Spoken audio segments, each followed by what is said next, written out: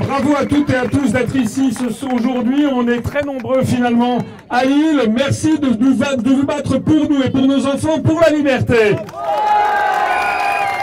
Je dirais 4 choses. La première chose, c'est que Macron ment. On a appris ce matin qu'à Gibraltar, où il y a 99% de vaccinés, la Covid-19 redémarre en flèche. Ça veut dire que le vaccin ne protège pas de la Covid-19, en tout cas pas autant qu'on le pense. Macron ment, ça a été d'ailleurs dit tout à l'heure aussi sur tout le reste. Deuxième information, Macron, il est seul. Actuellement, la France est seule en Europe, seule parmi les pays de l'OCDE, à avoir pris des mesures aussi honteuses que celles qui sont actuellement prévues. Il n'y a que 2 pays au monde, pour l'instant, qui imposent la vaccination obligatoire aux plus de 18 ans, c'est le Turkménistan et le Tadjikistan. Il y a un pays au monde qui impose également la vaccination sous forme de pression sociale, c'est l'Arabie Saoudite. Voilà à quoi se compare M. Macron, qui sert sans doute de modèle pour la suite, peut-être pour les autres pays d'Europe qui attendent de voir ce qui se passe en France.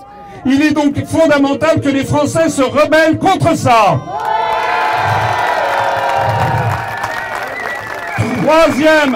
Troisième information. Macron et ses sbires, ils ont peur. Moi, je suis ici tout seul, je n'ai pas un seul garde du corps autour de moi. Les gardes du corps, c'est vous. Macron ne peut pas sortir en France sans être entouré d'une vingtaine ou une trentaine de gardes du corps, et il se fait gifler, il se fait insulter, il se fait huer. Et après ça, ils veulent nous faire croire par des pseudo-sondages qu'il y aurait 65% des Français qui seraient d'accord, sauf que dans les urnes, au régional, ils ont fait 3,5% des inscrits. Et la quatrième chose, Macron démission, Macron démission, Macron démission, Macron démission, Macron démission. La quatrième et dernière chose que je voudrais vous dire, c'est quand même un message d'espoir. C'est-à-dire que non seulement il faut que nous manifestions tous autant que nous sommes dans toutes les manifestations possibles de France, que ce soit de droite, du centre, de gauche, on doit être présent au-delà de nos différences politiques, parce que là c'est vraiment l'essentiel qui est en cause.